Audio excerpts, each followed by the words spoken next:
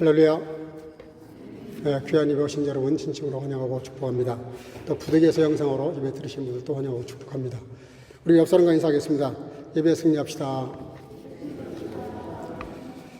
하나님은 영이시니 예배하는 자가 성령과 진리로 예배할지니라 하셨습니다. 여러분 모두를 성부와 성자와 성령 이름으로 진심으로 예배 초대합니다. 다 같이 신앙고백 하심으로 주일 예배 시작하겠습니다.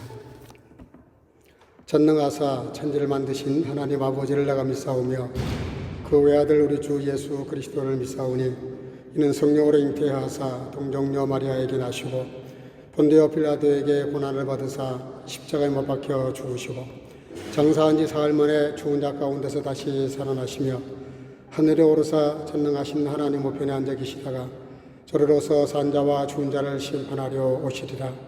성령을 믿사오며 거룩한 공예와 성도가 서로 교통하는 것과 죄를 사하여 주시는 것과 몸이 다시 사는 것과 영원히 사는 것을 믿사옵나이다. 아멘. 모두 자리에 앉으시고 찬송가 404장 1절만 부르시겠습니다.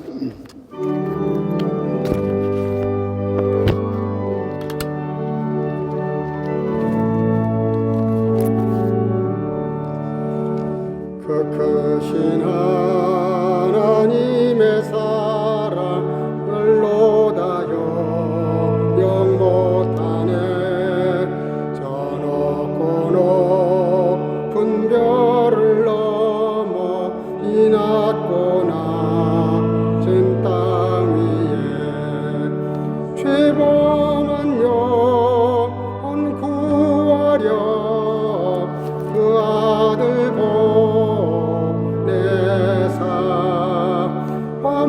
화목제로 삼으시고 죄 용서하셨네. 하나님 크신 사랑은 증량다 못하며 영원히 변치 않는 사랑 성도여 찬양하세.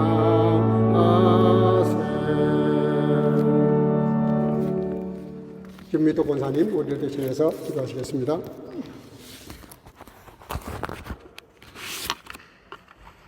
같이 기도드리겠습니다. 사랑과 은혜가 많으신 주 아버지 하나님, 이의 하반기를 넘어가고 있는 주님의 날에 성교 가족 모두 건강하게 나와서 이렇게 예배드릴 수 있게 하시니 참으로 감사를 올립니다. 아멘. 우리의 마음은 늘 주님께로 향하고자 하나 삶이 따라가지 못하는 연약한 모습으로 오늘도 나왔사오니 허물 많은 우리의 모습을 용서해 주시고 오늘 또 예배를 드리는 가운데 주님의 위로와 용기와 좋은 것으로 채워주시는 놀라운 주님의 사랑을 받고 내려가는 귀한 시간 되도록 역사하여 주옵소서. 지금 이 세상은 매우 혼란한 가운데 있습니다.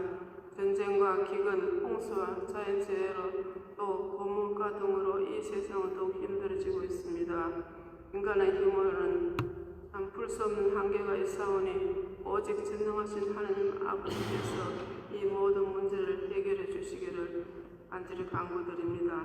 간구하옵기는 또 이런 어려운 가운데서도 우리의 선교 가족을 지켜 보호해 주셔서 주님 영육으로 연약한 자들에게 자비와 근육을 베풀어 주셔서 또한 속히 강건하게 회복하여 주시기를 비옵나이다. 또한 우리 선교 가족 모두가 서로 돌아보며 선행을 격려하며 힘이 되어질 수 있도록 역사하여 주옵소서.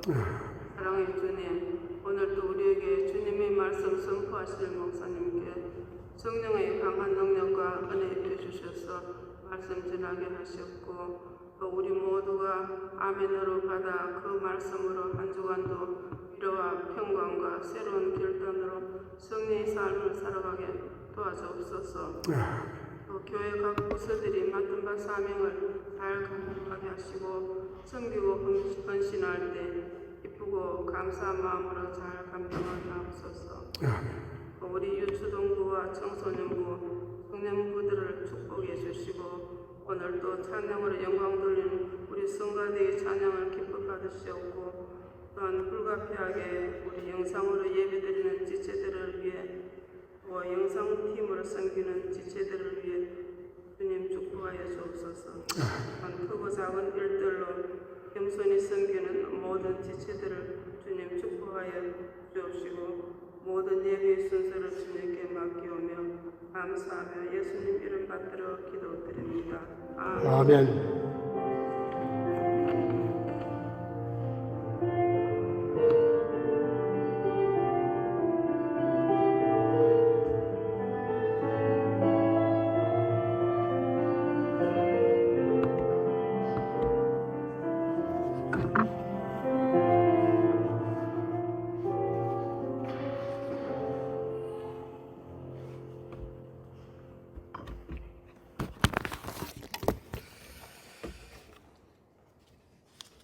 찬송가 404장 2절과 3절을 부르시면서 준비하신 예물을 드리겠습니다. 예.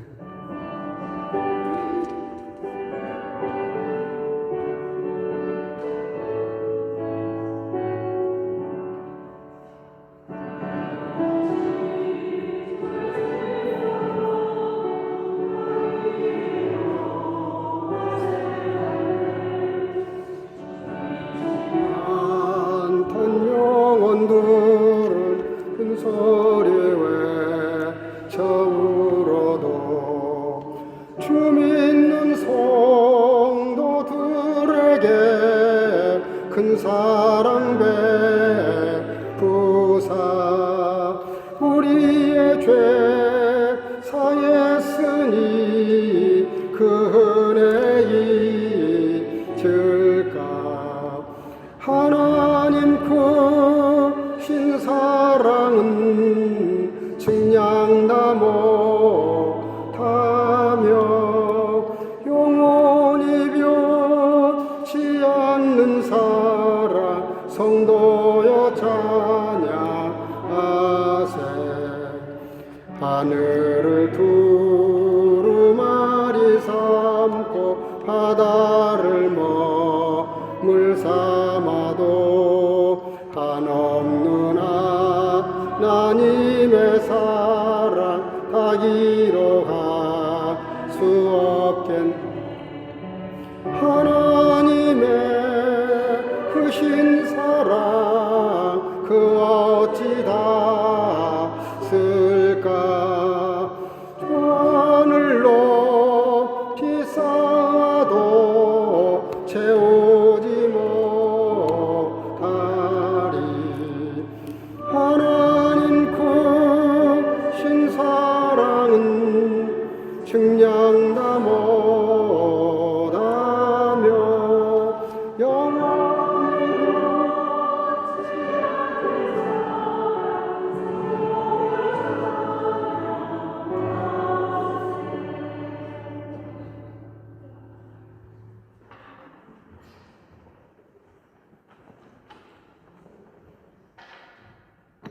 사랑과 은혜가 충만하신 아버지 하나님, 호로한 주일을 맞이해서 주 앞에 나와 예배드리는 시간에 억만가지 은혜를 다 헤아릴 길이 없지만 그러나 헤아리는 그 은혜 가운데 범사에 헤아려서 주님 앞에 감사하며 또 11조를 드리며 감사하며 선교하며 아버지 하나님 구제의 예물을 드리는 모든 성도들 아버지의 비치못에서 영상으로 예배하며 온라인으로 예물을 드리는 성도들 주령금을 드리는 성도들 어린 생명들 다 주께서 기억하시고 그 중심을 보시고 아름답게 갚아주셔서 사고 넘치는 생을 살아갈 뿐만 아니라 아버지 하나님 사람은 누가 어떤 예물을 어떻게 드렸는지 다 알지 못하지만 내 중심을 보시는 하나님께서 만가지 은혜로 채워주시고 갚아주셔서 사고 넘치는 생을 살아가게 부족함이 없도록 온 성교가족을 축복해 주실 줄로 믿사옵고 이 예물이 가닿는 곳마다 주의 복음이 힘이 있게 일어나게 도와주시고 아버지 힘들고 어려운 자들에게 큰 힘이 되고 용기가 되는 귀한 예물로 주께서 오병이어로 사용해 주실 줄로 믿사옵고 예수님 이름으로 축복하고 봉헌하며 기도하옵나이다. 아멘.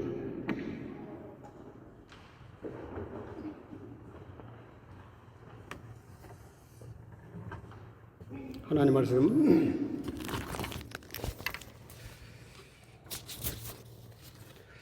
민수기 14장 3절에서 8절입니다. 우리 한 목소리로 3절부터 봉독하도록 하겠습니다. 다 같이 시작. 어찌하여 우리가 여호와를 그 땅으로 인도하여 칼에 망하게 하려 하는고 우리 처자가 사로잡히리니 애굽으로 돌아가는 것이 낫지 아니하랴. 이에 서로 말하되 우리가 한 장관을 세우고 애굽으로 돌아가자 하며 모세와 아론이 이스라엘 자손의 온 회중 앞에서 엎드린지라. 그 땅을 탐지한 자 중 눈의 아들 여호수아와 여분의 아들 갈렙이 그 옷을 찢고 이스라엘 자손의 온 회중에 일러 가로되 우리가 두루 다니며 탐지한 땅은 심히 아름다운 땅이라. 여호와께서 우리를 기뻐하시면 우리를 그 땅으로 인도하여 들이시고 그 땅을 우리에게 주시리라. 이는 과연 젖과 꿀이 흐르는 땅이니라. 아멘. 자리에 앉으시고 성가대 찬양을 통해서 영광하겠습니다.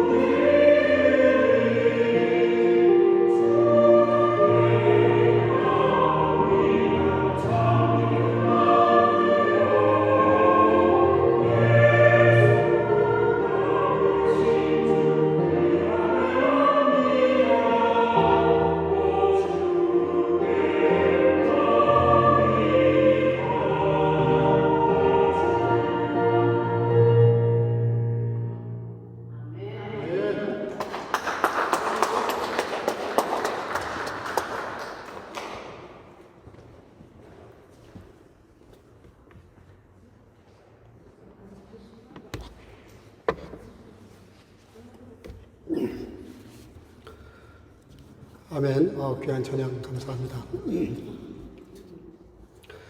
우리가 너무나 잘 아는 로버트 슐러 목사님 처남되는 프랑크 벤더 마틴이라고 하는 분이 18살 때 아이오와주 수 카운티에서 제일 가난 바이올린 리스트였다고 합니다.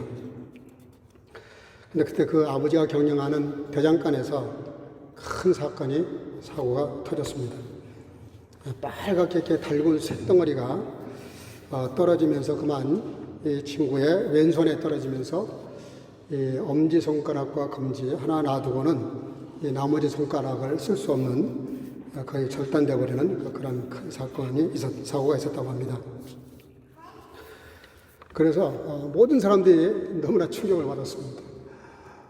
장래가 촉망되는 이제 18살밖에 되지 않는 그 젊은 친구가 우리 바이올린 하면 다 아시잖아요. 오른손으로 이렇게 켜를 잡고 왼손으로 이렇게 해야 되는데 이 손가락이 다 잘렸으니까 이제 인생이 끝났다 이렇게 생각을 했습니다. 그런데 이 친구는 역발상을 합니다.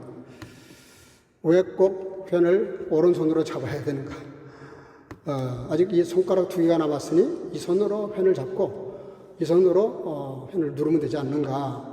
그래서 다시 연습을 하기 시작을 합니다. 그래서 드디어 그는 그 어려움을 극복하고 다시 이 수카운티 교향악단에 뛰어난 그런 바이올리니스트가 되어서 성공을 했는데, 그가 이런 유명한 말을 남겼습니다. 내가 불구자라고 생각하기까지는 나는 결단코 불구자가 아니다. 그러니까 자기 상황이 지금 누가 봐도 불구자가 됐어요. 그런데 내가 그렇게 생각하지 않는 한 절대로 그거는 현실이 아니다. 그러니까 이 친구의 그 생각이 뭡니까? 현실에 그 자기에게 닥친 그 절망스러운 상황, 이 사건이 중요한 것이 아니라 내가 그걸 어떻게 이해하고 받아들이느냐, 이 사건에 대한 해석이 더 중요하다. 그걸 우리의 오고는 많은 사람들에게 그걸 보여준 정말 멋있는 친구였죠. 그래서 로버트 슐러 목사님도 이런 말씀을 하신 적이 있어요. 불가능한 일이 존재하는 것이 아니라 불가능하다고 생각하는 것이 존재할 뿐이다. 어떤 상황도 불가능이 없다는 거예요. 여러분들 아무리 힘들고 어려운 상황이 벌어지더라도 절대 실망할 필요가 없는 것이, 그 상황이 아무리 절망스러워도, 아무리 정말 암담하게 전혀 헤어날 길이 없는 것처럼 보여도 우리 그리스도인들은 조금 생각을 달리 해야 됩니다. 물론 그 세상 사람들이 생각하는 거 맞는 얘기고요. 누가 봐도 그거는 납득할 수 있어요. 그럼 우리 믿는 사람들은 좀 다르게 생각을 해야죠. 너무나 잘 아는 사건 아시잖아요. 요셉이 형님들에게 배신당하고 자기를 죽이려고 했을 때 얼마나 절망했겠어요. 팔아 넘겼을 때 얼마나 낙심했겠어요. 그가 당한 것은 불행이고 정말 잊을 수 없는 배신당한 버림받은 그런 거였지만, 그 형님들에게 버림받았는데 또 충성스럽게 일했던 그 집에서 또 모함받아서 감옥에 갇히게 되고 누명을 쓰고, 그런 상황들이 얼마나 힘들고 어려웠겠어요. 그러나 결국은 마지막에 그는 총리가 된 다음에 자기 앞에 신분이 노출됐을 때 자기가 팔아버린 그 동생 요셉이 총리라는 사실을 알고 벌벌 떱니다. 그때 요셉이 유명한 말을 남깁니다. 한번 읽어볼까요? 창세기 50장 20절. 다 같이 시작. 당신들은 나를 헤아려 하였으나 하나님은 그것을 손으로 바꾸사 오늘과 같이 많은 사람의 생명을 구원하게 하시려 하셨나니. 여기 보면 두 가지 그 단어가 나와요. 이어 게 다크테스, 그리고 아버 곧 게 다크테 에스 굿 주막함. 이게 뭔 얘기죠? 형들도 생각하고 하나님도 생각하셨다는 거예요. 근데 형들은 그게 너무 두려운 일이고 벌받을 일이고 이제는 우리는 죽었다 할 일로 이해가 되고 해석이 됐어요. 근데 하나님은 다르게 해석하셨다는 거예요. 그것이 그런 게 아니고 같은 사건인데 그렇게 생각하지 않으세요. 하나님은 오히려 요셉이 단련받고 훈련받아서 멋있게 설 수 있는, 적어도 일국의 총리가 되려고 하는 그런 사람에게 필요한 훈련 과정으로 보신 겁니다. 여러분이 좀 힘들고 어려운 일을 만날 때 요셉 같은 생각이 필요하고, 요셉 같은 생각보다 더 중요한 건 신앙이에요. 믿음이에요. 하나님의 눈으로, 하나님의 생각으로, 말씀으로 해석하는 거죠. 그래서 우리가 이 사건을 통해서 볼 수 있는 게 뭐예요? 사건 자체는 불행하지만 그 사건을 바라보는 눈, 이해하는 각도, 곧 해석이 중요하다. 롯도 마찬가지죠. 남편도 죽고 다 죽었지만 끝까지 시어머니를 쫓아갔다가 인간적으로는 완전히 불행한 일을 자초한 것처럼 보이는데 끝에는 다윗 왕과 예수 그리스도의 조상이 됩니다. 그러니까 그 모든 나쁜 사건, 불행한 사건, 누가 봐도 불쌍한 여자, 근데 룻은 그렇게 생각하지 않았어요. 오히려 그것을 뛰어넘어서 하나님의 시각으로 모든 걸 주님께 맡기고 그의 인생을 맡깁니다. 다시 말하면 자기 사건에 대한 이해와 해석이 달랐던 거죠. 너무나 잘 아는 욥도 마찬가지예요. 내가 귀로만 듣던 하나님을 이제 눈으로 봅니다. 그런 말을 한 적이 있는데요. 여러분들, 욥처럼 고난당한 사람이 어디 있어요? 그 사람은 의인이었어요. 누구나 인정해주는 동방의 의인이었어요. 유명한 사람이에요. 근데 계속 고난이 닥치잖아요.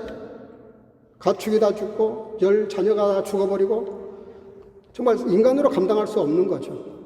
만약에 그가 그것을 그냥 인간적으로 이해하고 해석했다면 그는 절대로 인생을 더 유지할 수 없었을 거예요.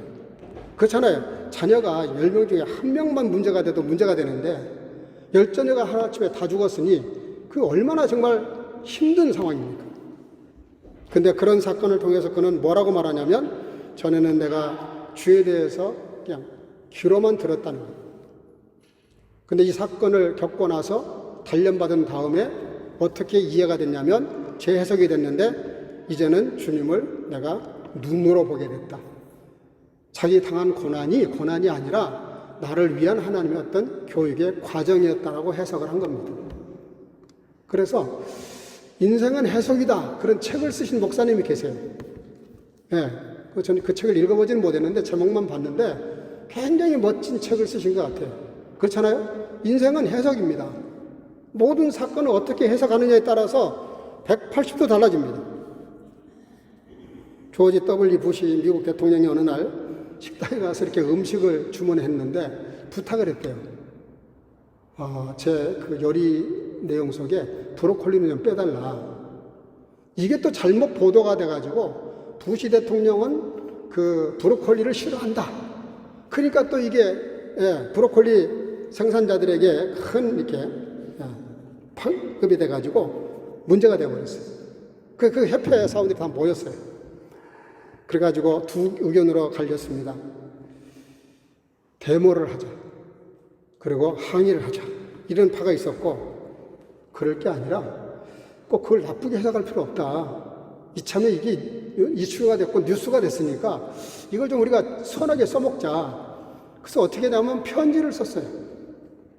그리고 한 추럭 브로콜리 씌워가지고 조지 부시 대통령 백악관에 배달을 했습니다. 그리고 편지 내용이 이런 거예요. 대통령님, 이것은 당신을 대통령으로 뽑아준 미국 사람들이 즐겨 먹는 채소입니다. 단백질 많고 철분이 풍부해서 몸에 상당히 이롭습니다. 혹 지금까지 브로콜리에 대한 잘못된 생각이 있으시다면 좀 달리 생각하셔서 한번 즐겨주시면 고맙겠습니다. 부시 대통령이 미안하기도 하고 너무 감동이 되잖아요. 그래서 맛있게 먹는 장면이 보도가 되면서 브로콜리가 그때부터 대박이 나가지고 더 많이 팔렸다는 거예요. 여러분들 모든 사건에 대해서는 해석이 중요하다니까요. 잘못 해석하면 폭력도 나타날 수 있고 스스로 망하는 길을 갈 수 있어요. 그러나 그들은 그렇게 하지 않았어요. 엠마오의 길을 가던 두 제자도 마찬가지죠. 얼마나 십자가 사건을 보고 낙심했겠어요. 어떻게 우리가 기대하고 그분이 우리의 메시아가 돼서 로마로부터 우리를 해방시켜 줄 줄 알았는데 십자가에서 죽으시니까 너무 낙심될 수밖에 없죠. 저라도 그랬을 것 같아요. 근데요, 누가복음 24장 32절에 한번 볼까요? 같이 한번 읽어보겠습니다. 제가 혹시 안 보냈나요? 제가 안 보낸 것 같아요. 거기 뭐라고 되어 있냐면요, 저희가 서로 말하되 길에서 우리에게 말씀하옵시고 우리에게 성경을 풀어주실 때 우리 속에서 마음이 뜨겁지 아니하더냐. 그렇게 낙심했던 사람들이 갑자기 마음이 뜨거워졌다는 거예요. 이게 왜 그래요? 예수님께서 예수님의 모습을 드러냈음에도 불구하고 이 사람들이 십자가 사건을 잘못 해석을 한 거예요. 실패다, 망했다. 이거는 있을 수 없는 일이다. 어떻게 그렇게 능력 많으신 분이, 하나님의 아들이라는 분이 그렇게 비참하게 죽으실 수 있을까? 인간적으로, 이성적으로 너무 정당한 해석을 했어요. 그러나 틀린 겁니다. 그 왜 틀렸는지를 예수님께서 구약의 선지자들의 언약의 말씀을 가지고 풀어줬더니 그들이 생각이, 그 사건을 바라보는 해석이 바뀌기 시작합니다. 바뀔 정도가 아니라 가슴이 막 뜨거워졌다는 거예요. 여러분, 무슨 일이 생기더라도 인간적으로 그 문제를 해석하지 마시고요. 내게 닥치는 일, 또 이 세상에 벌어지고 있는 일들에 대해서 우리는 이 세상 사람들이 과학적으로, 이성적으로, 사상적으로, 정치적으로, 사회적으로 많은 해석이 있어요. 근데 믿는 사람들은 거기 휘둘리면 안 됩니다. 절대로 그런 데 휘둘리면 안 돼요. 하나님의 시각에서 하나님의 말씀과 언약의 말씀을 가지고 여러분들은 그 사건을 그 너머에 있는 하나님의 뜻을 헤아리고 해석할 수 있는 능력이 있기를 주 이름으로 축복합니다. 그런 은혜가 있어야 돼요. 믿는 사람들은 그런 지혜가 있어야 돼요. 바울 사도가 간절히 기도한 적이 있죠. 고린도후서 12장에 가서 보면은 육체의 가시라고 하는 것, 너무 고통스러워서 그분이 웬만하면 그런 기도 안 하거든요. 근데 3번이나 기도하잖아요. 이 가시를 좀 빼달라. 그때 고린도후서 12장 9절에 하나님의 응답이 옵니다. 한번 읽어볼까요? 다 같이 시작. 내게 이르시기를 내 은혜가 너에게 족하도다. 이는 내 능력이 약한 데서 온전하여 짐이니라 하신지라. 거기 보면 an meine Gnade genügen, meine Kraft. 하나님께서 뭐라고 말씀하시냐면 바울 사도는 너무 고통스러워서 이거를 제거해 버리고 싶은데 하나님의 생각에는 그렇지 않다는 거예요. 바울 사도의 고통에 대한 해석이 하나님은 다르신 거죠. 뭐 저도 가끔 이렇게 몸이 아플 때 왜 제가 이렇게 아파야 되죠? 뭐 질문이 생기죠, 당연히. 뭐 지금도 우리 교회 연합관분들이 몇 분 계셔서 지금 고생을 하고 계시는데 여러분들 몸이 약해지면 마음도 약해집니다. 그럼 해석도 자꾸 우울해지기 시작하고요. 자꾸 안 좋은 쪽으로 해석을 해요. 근데 바울은 뭐라고 해석을 하고 고백하냐면요. 고린도후서 12장 9절 하반절인데 한번 읽어볼까요? 그 다음 거, 다 같이 시작. 이러므로 도리어 크게 기뻐함으로 나의 여러 약한 것들에 대하여 자랑하리니 이는 그리스도의 능력이 내게 머물게 하려 함이라. 아멘. 바울 사도는 자기 고통을 제거해달라고 기도했어요. 이건 나에겐 너무 가시가 되는 거라고 해석을 했어요. 이 고통이. 뭐 안질이라고도 하고 간질이라고도 하는데 어쨌든 그게 너무 좋지 않은 거라고 해석이 됐으니까 그걸 고쳐달라고 빼달라고 기도를 했는데 하나님의 응답이 뭐예요? 고쳐주는 게 아니에요. 고쳐주신 게 아니라니까. 그거는 바울에게 이르시기를 나의 은혜, 하나님의 은혜가 너에게 족하다.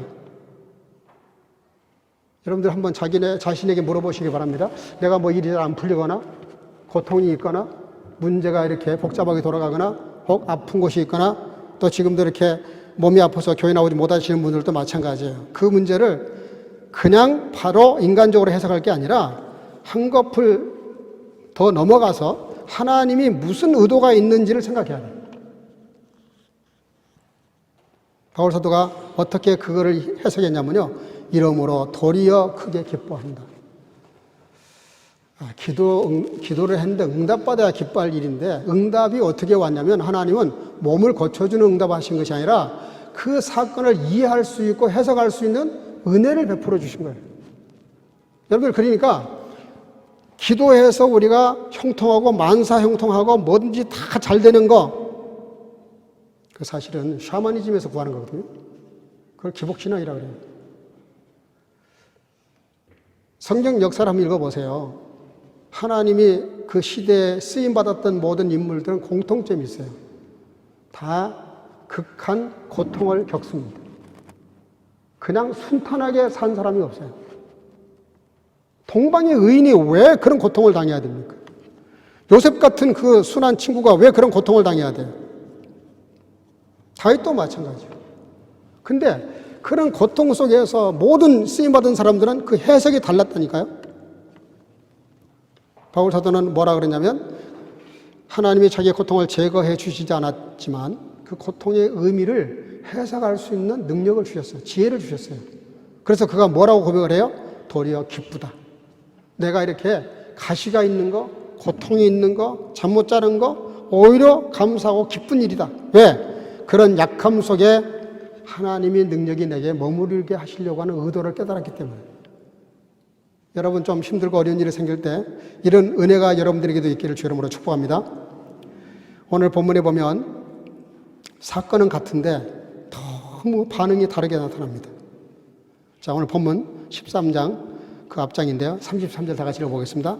시작. 거기서 또 네피림 후손 아낙자손 대장부들을 보았나니 우리는 스스로 보기에도 메뚜기 같으니 그들이 보기에도 그와 같은 것이니라.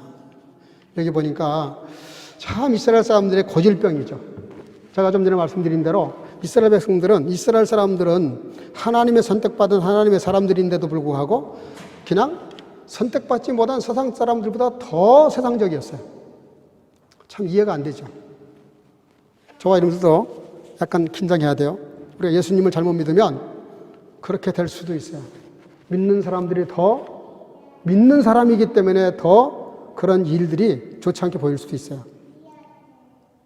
우리 잘 아는 대로 각 지파, 12지파가 있는데 한 명씩 나오라 그래가지고 12명이 탐지를 하러 가잖아요. 그래서 두루두루 다 다닌 다음에 이제 보고를 하는 자리인데 12명 중에서 10명이 보고를 하는데 이게 장난이 아닙니다. 이스라엘 나라 이제 완전히 망한 거예요. 완전히 이제 전멸당하게 생겼어요. 이 사람들 말을 들어보면. 그래서 오늘 본문 제가 읽지는 않았지만요. 1절, 2절에 이렇게 나와 있어요. 온 회중이 소리를 높여 부르짖으며 밤새도록 백성이 곡하였더라. 이스라엘 자손이 다 모세와 아론을 원망하여 온 회중이 그들에게 이르되 우리가 애굽 땅에서 죽었거나 이 광야에서 죽었다면 좋았을 것을. 여러분들 그 10명이 뭐라고 말을 하냐면 우리는 메뚜기 같다는 거예요. 근데 그 메뚜기 같다는 말이 참 그 재밌는 말인데 이 메뚜기 같은 말이 어떻게 나왔냐면요. 그 아낙 자손들, 아낙 자손의 후손, 아낙 자손의 후손들이 대장부들을 봤는데 그들이 우리를 생각할 때도 메뚜기 같이 생각할 거고 우리 스스로 생각해도 그들과 비교해 보니까 우리는 뭐 다른 말 할 것도 없고 그냥 메뚜기 같다는 말이 맞다. 이제 그런 해석입니다.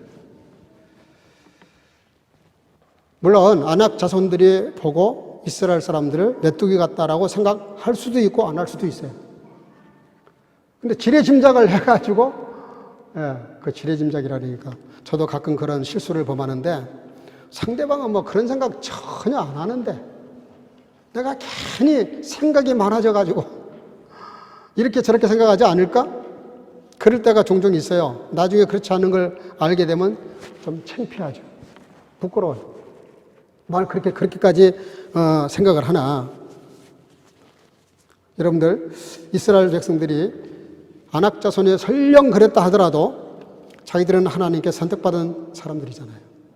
그것만도 특권입니다. 그러면 정말 강하고 자신만만해야 돼. 근데 그들도 우리를 그렇게 생각했을 거라고 짐작을 하고 자기들도 그렇게 메뚜기 같다라고 말을 해요. 이 말을 듣고 온 이스라엘 회중들이 밤새도록 울었다는 겁니다. 인간의 불행이 여기에 있는 거죠. 그 사건의 그 현장에 대해서 그 모든 걸 보고 현장에 대해서 해석이 이렇게 달라졌어요. 그런데 여호수아와 갈렙은 13장 30절에 이렇게 말합니다. 한번 읽어볼까요? 시작. 갈렙이 모세 앞에서 백성을 안돈시켜 가로되 우리가 곧 올라가서 그 땅을 취하자. 능히 이기리라. 아멘. 여러분, 여호수아와 갈렙은 그 땅을 가서 보고 와서 뭐라고 말을 하냐면은 그 땅에 올라가서 우리가 취하자. 우리는 능히 이길 수 있는 상대들이다. 여호수아는 너무 심히 아름다운 땅이다. 근데 어떻게 똑같은 사건, 똑같은 현장, 똑같은 시간에 가서 보고 10명은 전혀 우리는 그 땅을 차지할 수도 없을 뿐만 아니라 그들 보기에 우리는 메뚜기 같은 존재여서 싸워볼 필요도 없다. 우리는 이제 망했다. 이런 얘기고 두 사람은 그렇지 않다. 너무 아름다운 땅이고 적각 꾸리는 땅이고 하나님 우리와 함께 하신다면 그들은 우리의 밥이다. 자, 10대, 12대 2. 민주주의에 의하면 표결을 붙이면 당연히 다시 돌아가야 됩니다. 이집트로 돌아가야 됩니다. 사람의 생각이 이렇게 한계가 있습니다. 문제가 뭡니까? 해석의 문제라는 얘기를 지금 말씀드리고 있습니다. 우리가 모든 사건을 바라보고 그것에 대한 내 생각이 그걸 바라보는 그 해석이 달라야 되는데 둘 다 달라요. 10지파, 10사람도 달랐어요. 뭐가? 현실보다 더 낮게 보고 절망으로 봤어요. 여호수아와 갈렙도 달랐어요.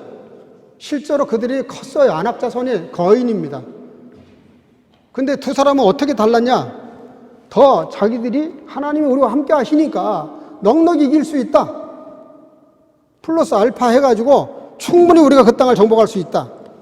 자, 여러분들 해석이 얼마나 크게 갈리는지를 우리가 아주 여실히 보게 됩니다. 여러분들 앞으로 인생을 사시면서 무슨 생각을 하시든지 간에 바로 직관적으로 직설적으로 해석하지 마시고요. 왜 우리가 무슨 일을 결정할 때 기도하라 그러고 성령 인도를 받으라 그러겠어요? 내 이성이나 경험이나 사람들의 생각 그 이상의 너머에 하나님의 뜻, 하나님의 시선, 하나님이 하신 해석, 그 사건을 하나님이 어떻게 해석하시는지, 어떻게 보고 계시는지 우리가 거기에 편승해야 될 거 아닙니까? 스데반 집사님이 돌에 맞아 죽으시는 순간 그 앞에 막 이를 갈면서 돌을 들고 덤벼드는 그 폭도들을 봤을 때 얼마나 두려웠겠어요. 그러나 스데반 집사님의 위대한 믿음이 뭐죠? 그들을 본 것이 아니라 그들 너머에 있는 주님을 본 겁니다. 그러니까 자기를 향해서 돌을 들어 던지는 사람들에 대해서 인간적으로 해석을 하면 절망할 수밖에 없어요. 예? 항복할 수밖에 없고 절망할 수밖에 없고 포기할 수밖에 없어요. 근데 스데반 집사님은 전혀 그렇게 안 하죠. 그 폭도들 앞에 그 너머에 계신 주님을 본 거죠. 주님이 자기를 향해서 벌떡 자리에서 일어나셔서 스데반 집사를 위해서 축복하시는 그런 모습을 보고 그는 얼굴이 천사와 같았다는 말이 무슨 뜻입니까? 해석이 달랐다는 뜻이에요. 똑같은 사건인데 어떤 사람들은 막 폭도가 돼서 조롱하고 그에게 돌을 던졌는가 하면 스데반 집사님은 영원한 세계를 본 거죠. 해석이 달라진 거죠. 자기를 죽이는 사람들에 해서 해석이 달라진 거예요. 오늘 본문 6절 한번 더 읽어보겠습니다. 시작. 그 땅을 탐지한 자 중 눈의 아들 여호수아와 여분의 아들 갈렙이 그 옷을 찢고 이스라엘 자손의 온 회중에 일러 가로되 우리가 두루다니며 탐지한 땅은 심히 아름다운 땅이라. 예, 아멘. 그들은 우리의 밥이다. 심히 아름다운 땅이다. 해석이 이렇게 달라졌습니다. 마지막 결론. 해석이 우리의 운명을 바꿉니다. 오늘 본문 14장 30절인데요. 같이 한번 읽어볼까요? 시작. 여분의 아들 갈렙과 눈의 아들 여호수아와 내가 맹세하여 너희로 거하게 하리라. 한 땅에 결단코 들어가지 못하리라. 아멘. 여러분들 영적 믿음이냐 인간적 불신이냐. 무서운 얘기가 나왔어요. 여분의 아들 갈렙과 눈의 아들 여호수아 외에는 이 두 사람 똑같은 현장을 보고 똑같은 상황을 보고 해석을 완전히 다르게 했던, 믿음으로 했던, 영적으로 해석했던 여호수아 갈렙 그 두 사람 빼고는 내가 그 땅을 주겠다고 너희하고 옛날에 맹세까지 했지만 그 맹세했음에도 불구하고 여호수아 갈렙 외에는 못 들어간다. 가나안 땅에 못 들어간다. 무서운 얘기죠. 그 다음 성경 구절에 보면 두 사람만 살고 나머지는 다 죽었다라고 기록하고 있어요.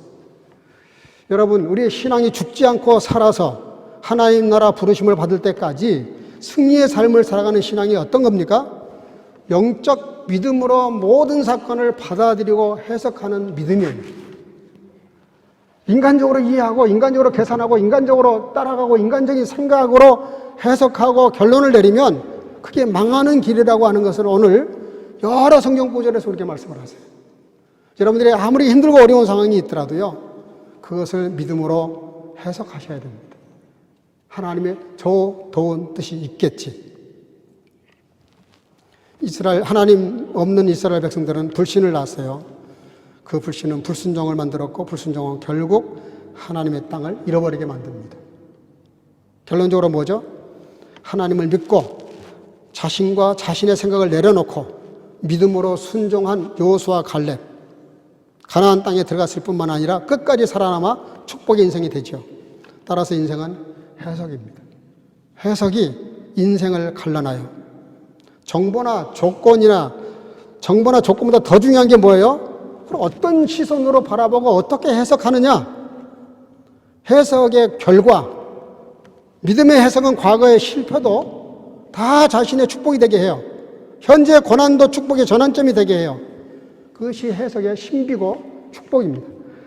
여러분들 자신에게 한번 물어보세요. 나는 내 인생을 어떻게 해석하고 있는가? 나의 현실을 어떻게 이해하고 있는가? 믿음의 해석은 절대 현실을 무시하라는 뜻이 아니에요. 그 너머에 있는 하나님의 뜻을 가지고 해석하라는 거죠. 믿음으로 내 삶을 다시 해석해야 돼요. 혹 지난 과거에 실패가 있다면 하나님이 그게 훈련의 시간이었구나. 지금도 그래요. 뭔가 지체되고 있으면 이게 실패가 아니라 하나님이 뭔가 준비시키고 있다라고 해석하셔야 돼요. 불가능한 현실을 장애물이라고 생각하지 마시고요. 하나님이 나에게 믿음을 견고하게 만드시기 위한 하나님의 좋은 멋진 선물이라고 해석을 하셔야 돼요.